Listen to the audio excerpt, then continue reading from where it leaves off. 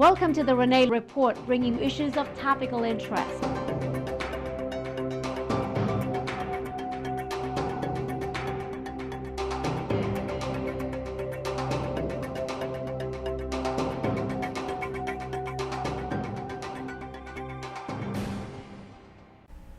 Hello everyone, I'm Renee Mera and welcome to the Renee Report, bringing you issues of topical interest. We live in very disturbing times, fractured relationships, where relationships have hardly any meaning, divorces, premarital sex, extramarital sex, teen pregnancies are on the rise. So where do we find true love? Do we really find a soulmate?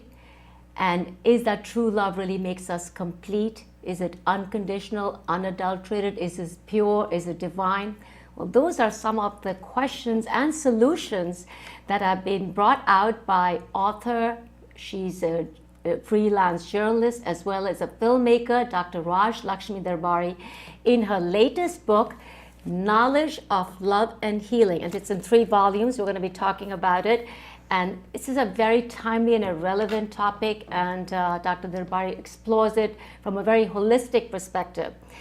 Thank you so much for coming here. I know you live in India. You also, have a lot of work in London. Now you're in the United States for some time. We thought it would be great to catch up with you and talk about this topic, which is so very topical, and it's a hot button issue. Do we find true love? Does it really exist? Or are we just talking about lust and sex? That's what's happening around. And we see that, as I mentioned earlier in the program, teen pregnancies. We see that in 2015, according to the reports, it said in the United States, there were over 22.3 births per 1,000 by young teens. We're talking between 15 and 19 years of age. This is the time when they're actually should be learning about values, and here you've gotten teen pregnancy. And then we're talking about broken relationships, we're talking about broken marriages. So where do we find actually true love? Can you please let us know what is your definition of true love?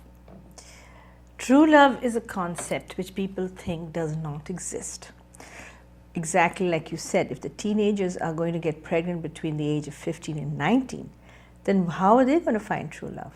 Already they are blocked because they've gone through a very traumatic stage from a very young age.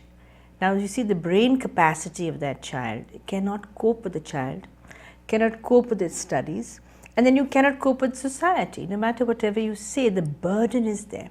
The stress levels are high. So the lady at that time or the girl at that time is so much involved in bringing up the child, she's lost the concept of love. It's an alien concept. If you talk to them about soulmate, she says, I don't know what that is.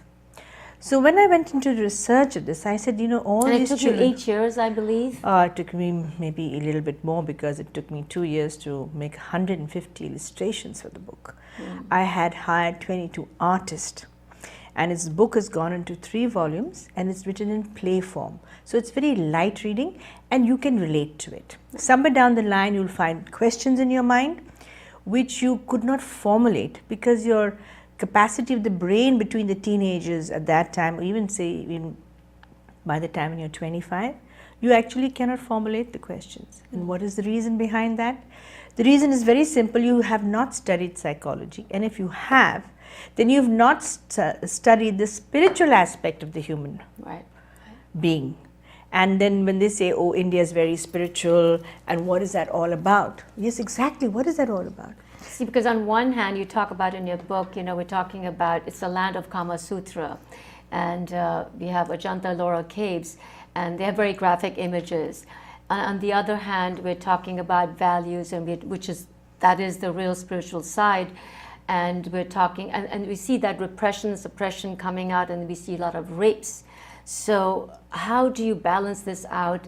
We're talking about the ancient wisdom of our sages and our seers who really talked about values and how, relationships should be productive. And here we see so much of violence and turmoil and relationships gone astray. And even in India, we have so much of divorce rate that's going up. Exactly. Now the divorce rate is it's increasing in India also, which is becoming a very a great concern for the parents because they spend so much of money on the marriage. And when the marriage breaks, some of them have even taken loans against that marriage, for that marriage to happen. And they hope for it to last. But then where is the problem? For example, when I made a study of the Western world, they had introduced sex education. Now, when you introduce sex education, you are actually propelling the child towards lust. You are exciting the child. You're talking to her about her body or the boy about their body, and therefore they want to experiment. But do you feel that it's also important for a child to know about sex education because, we're living in this kind of a liberated world and it can, so they want to be sure that you understand the implications of what can happen if you get, pregnancies. And that's why it's important now, it's mandatory many times. No, you see, Renee, what happens is if I'm going to school, I would rather learn about love first, the knowledge of love. What is love? People say, what is it? Is it a feeling? Does it run through your brain? Does it run through your heart? Feelings are in the heart. And in any relationship, you have to have a connection with the person. Right. Now, if you're going to give them a condom or if you're going to give them sex education, before we give them any knowledge of love and healing, then we put the cart before the horse. We have to do it the right way. So values should be there first to be taught, which we're not moving towards that. We're talking about education and sex, but nothing about real what love is. And you do mention in your book, we are living in two worlds, the devil's world and the God's world. And the devil's world is about lust, and God's world is all about harmonizing that relationship with body, mind, and soul. I'll give you a very small example, which perhaps will make it very explicit. Now, I'm at home. I am studying the Gita, or I'm studying the Bible, or I'm studying any religious book. What does it say? It says, have sex after marriage. Those are the preachings. And when you're going to these religious institutions, you are learning about that. But when you go to school, what is the child asked? The children, your friends are asking, have you had sex? Have you experienced it? Oh, you're an old-fashioned person. Right. So there is a conflict in the child whether she's 9 years old or 15 or 18. And when you're exposed to that kind of conflict, they cannot decipher what is right and wrong. And as you're growing up, you know how the hormonal changes take place. So you're propelled into sexual urges. But how to control them, how to harness them towards love, that is not being told. Handing over a condom, I think, by the education department or by any country in that sphere, I think is not the solution to teenage pregnancies. We have to teach them how to control those sexual urges and what you can actually do with the power of the mind by giving them a belief pattern of how to feel in love and how to wait for that love. And once we can ground them in that level, saying the reason why you should wait for your love, and that's exactly what my book points out, why you should wait for that love. And what if somebody says, well, I waited and I didn't find it? I'm just playing the devil's advocate here, No, that is fine. A lot of people say that I have been waiting but I never found it, so I missed out on sex. But actually, sex is not more important than love. And the more we are able to emphasize this in our education department, through the schools, then there'll be no conflict between the teachings at home and the teachings in the school. Right. And this has to be synchronized now. The time has come when we have to sit back and we have to reflect what is missing. And I think I have pointed that out very clearly in the 3 volumes, going step by step, exactly telling you what your mind is going to feel, what your heart is going to feel, what your body is going to feel. And I talk about your soul and the power of the soul, and how the mind has to connect to the heart. Then you find your true love.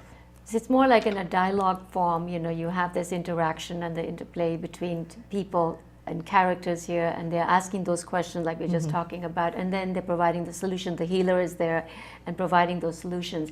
And very succinctly you say, some people think they're old-fashioned, some people think they're modern, but there's no such thing. What it is foolishness or wisdom. So we're talking about being wise and making, informed, discrete choices in life. But for a young teen, who's going to school, it becomes difficult. And then you talk about 17 mothers. So we're talking of 17 different mindsets, how the mother is imparting the education. And the 16th mother is what I think I really like. The 16th mother has the enlightened education Exactly. to tell the child that, What is wait, marriage? yes, what is marriage, what the true marriage is all about.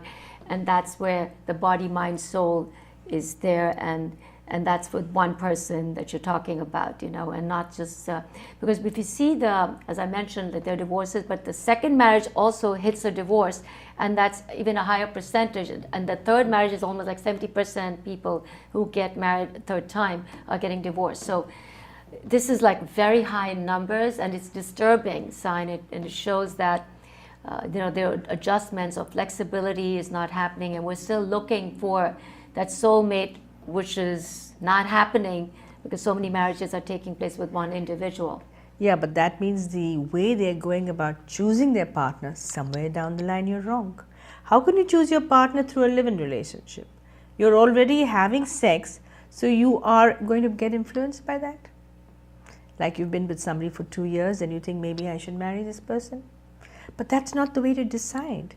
The way to decide, is very sincerely I've written this in the book, is that you will have to do the homework for that. And the homework is very simple. You have to practice celibacy, and you have to allow your mind to connect to your heart. And when you go looking, you must think in your mind, I'm only going to look for that person who God made for me. Or if you believe in God. If you don't believe in God, then you say the one that is made for each other. Or my soulmate. You have to give that partner of yours some kind of name so that you know what you're talking about, what you're wishing for, what you're desiring for. And your wishes and your desires you let loose in the world, then everybody begins to help you there. But we're just living in that culture that creates this impediments to true love that we're speaking for. Even if we did the homework, then there are people with the peer pressure comes in.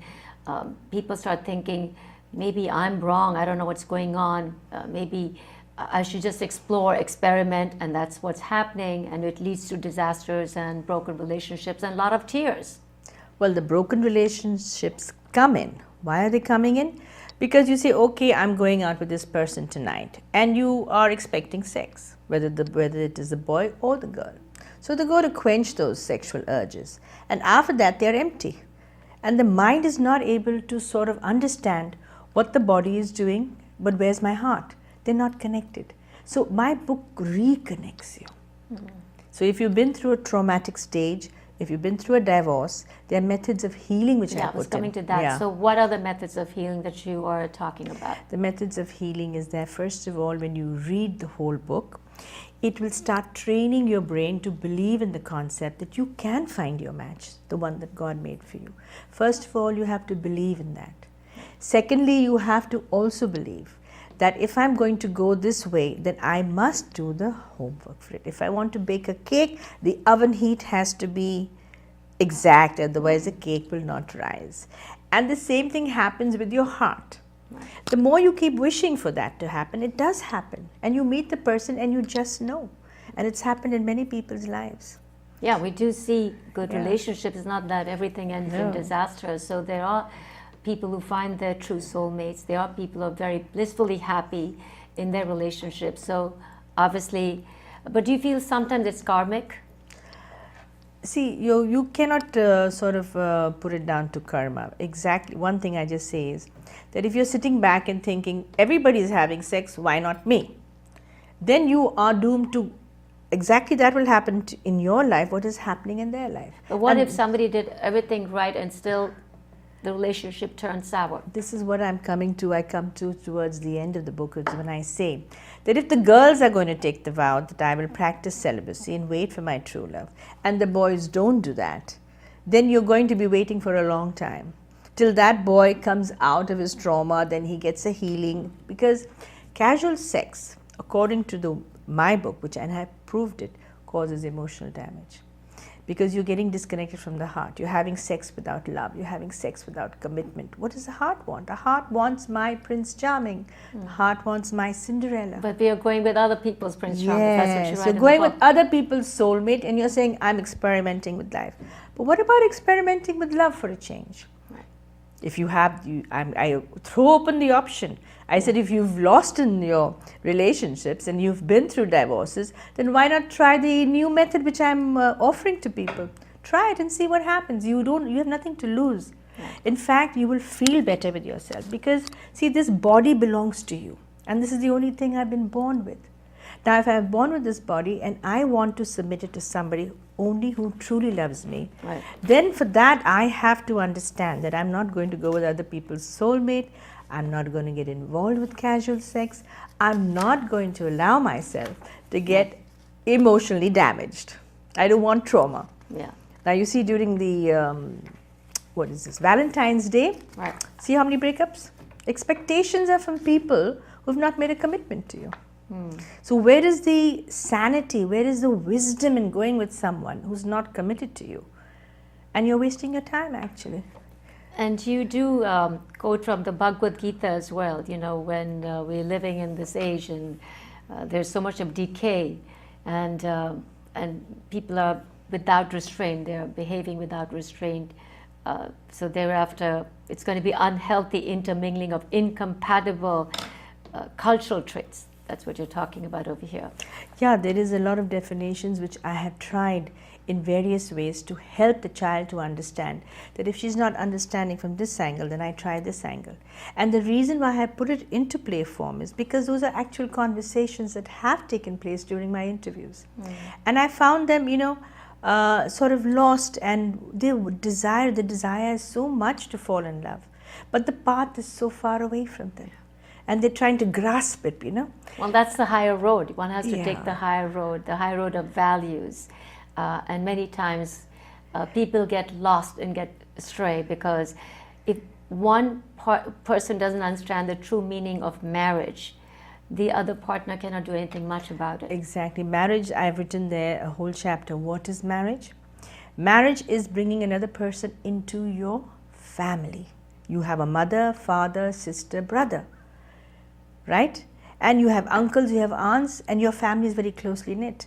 Now, when you bring someone in, that person becomes part of your family, and you become part of another family. The family has to grow. Now, if the couple that is getting together, if they suddenly say, oh, I don't want your parents in my life, I don't like your sister, I don't like your brother, then you're creating trauma for your partner. You're telling your partner to quit your relationship of love, which was unconditional, and come to me, where I am already putting on conditions on you, saying you don't talk to your sister, you don't talk to your mother, you don't do this, you don't do that. So that person is already in trauma. You can't cut yourself off. But sometimes people say, well, my family is so interfering, so my wife or my husband doesn't want them to be part of our lives. We want a little bit more, nucleus family. That's what's happening. The structure is changing. What would be your take on that? The reason why they are changing is, Renee, see, how are the couples coming together? Are they coming together because they truly love one another? Now you look at the divorce rate. If it's 80% or 90% or 70%, that means there is no true love already between the two. So that is called lust. Why the person is in the relationship? Is it because she thought she was in love with you? Or did she think because of the car, because of the house? What swayed the whole relationship? We do not know. Because we were never brought in to even meet that person. They just come and say, oh, I'm getting married to so-and-so. So when that relationship, the new one, is based on lust, and that lust becomes so demanding on any partner, then that is going to break the true love from which you grew up with. And that becomes very traumatic. You go from this side also, you go from that side also. And in the end, you lose your money if you're a man, you lose the house, and then you're back to a small little apartment alone by yourself. Because in the whole process, you fought with your parents, you fought with your brother, you fought with your sister. So the love gets snatched away from you from all angles. And that is not traumatic, that's deep, deep down depression. Right. And how many people are living that way alone? Yeah. And you talk about depression and anxiety. With the all fears, these conflicts that come in. Yeah. And if you have a backlog, you have a baggage in the mind, then what happens when you fall in love? You're bringing that baggage to the second relationship. No, that baggage causes the fear. And the deeper the love, the deeper the fears. Yeah. So I have described all of that. Actually, when you're emotionally damaged and you fall in love, it becomes a blockage to that. Right. How are you going to reach out? Yeah, so unless you're healed You Yes. cannot get into the second relationship at all.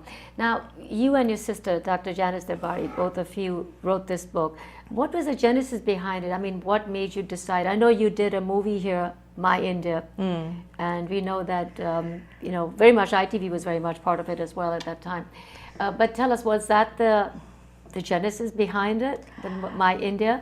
It started with the ITV only when we went to cover a program on the non-resident Indians, and they had a conference called the Generation Gap, and it started from there actually. And I saw everybody speaking, but they were avoiding the topic of sex. Now, parents don't want their children to have sex before marriage. That's very clear cut amongst the Indian, the Asians. And not only that, you'll find it coming in from the Russians, the Chinese also. So where is this theory of sexual liberation coming from? Who established it? That became questionable. So I said, I have to question that who brought that philosophy, and that has destroyed our society. Then from there, when we did the program on ITV, it became a live program and it made a hit. And then Doordarshan came, and they had seen part of those programs. So they asked me, can you make a documentary on the non-resident Indians? Because we feel this is going to hit India somewhere down the line. So then I embarked upon that. What actually was the problem, the trauma that the parents were facing, what the kids had to say. And then at the end of it, the Doordarshan team, the director and all said, Raj, go find the solutions. You've done such a deep study, go find the solutions. And then, now you won't believe it, but I had a dream. And the 8 years of, working on this, and you found the solution. And it's in 3 volumes. It's in 3 volumes, and I read almost 78 books on psychology before I embarked upon this. And I said, maybe some psychologist has found the solution, but when I looked through them, they all did not promote sex after marriage. They agreed that premarital sex was absolutely fine, and that is where I thought was the problem. Is it marriage after sex or sex before marriage? And this is a choice you have to make. And you become like a Dr. Indian Ruth over here, because you've been talking to a lot of parents, you've been talking to a lot of young adults. And what came out of those experiences you had with them? Oh, recently when I've been talking to the people, whether I was in Orlando or in New York, the parents' dilemma. The child is coming home at 10:30. I don't know where my daughter, who she's going out with. Why is she coming so late in the night? The son is coming late. Son says, I am going to be in a relationship. Dad, I'm going to have sex and I want to marry this first woman. And the parent is saying, but you're only 18. How can you make a decision on marriage? Do you know what marriage is? Do you know the implications of it? No, he says, that's it, fine. And this is very, very traumatic for the parents. I mean, a child is coming at 1:30 in the night. I mean, how would you feel? Right. You don't know where your children are. Yeah. And they're only 17, 18. Right. We never came home at that time in our times. We were always back home at 10 o'clock and having dinner with our parents. So I questioned the kids. I said, what do you do for your dad when you come home? Oh, it's dad's responsibility to pay for my education. I don't have to do anything for him. That's where the problem lies. Right. That's where the problem lies. These children have to be told that you have to have a connection with your parents. At 18, they're not even talking to their parents. Now, where is this going to lead to? You're getting someone else, you're just having sex, there's no commitment, no marriage, and already you're breaking your relationship with your parents at home. Is that right? Somewhere down the line, we have to now stand still, talk, and reflect before we embark upon a relationship. And that's my advice. I think it's self-learning and self-reflection that really, helps you to evolve and make you understand, where am I going and am I doing the right thing?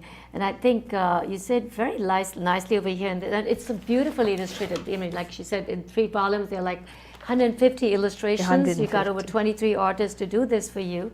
And it says here, we were born to give joy to our family and the world.